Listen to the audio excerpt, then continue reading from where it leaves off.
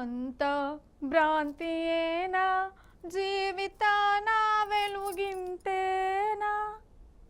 Array ఆగురి పారిపోయారా ఇంత పాతకాలం నాటి పాట పాడి దాన్ని కూని చేసి మామూలు ఎందుకు గోస ఉచ్చుకుంటావవ్వా, నీ గోసేందో నువ్వు వర్రాదు అని కరెంట్ వాడారు. అయితే గోస నాది కాదుల్లా, ఒక దొంగ ఉంది. వాడు గిట్లనే పాటలు వాడుకుంటా పండ్లు కొరుక్కుంటా పోతుండట. ఎవడా దొంగ, ఎందుకు గిట్లైండు, ఏది ఓ మలక అరుచుకున్నట్టు చేద్దాం రారి.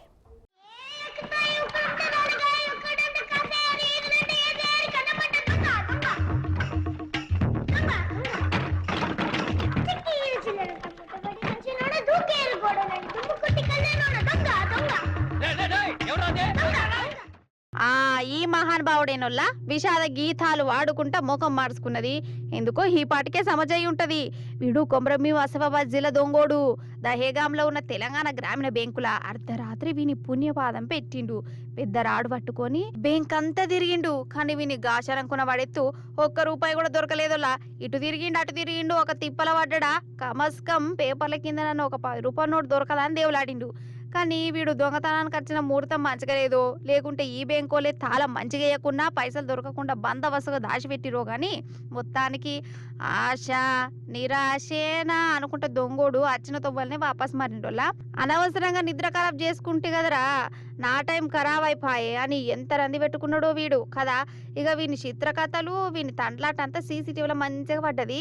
ఇక ఇంతగానో తండ్లాడినందుకు రేపో మాపో పోలీసులు కూడా గట్టిగానే సన్మానం చేసేటట్టే కొడుతుంది.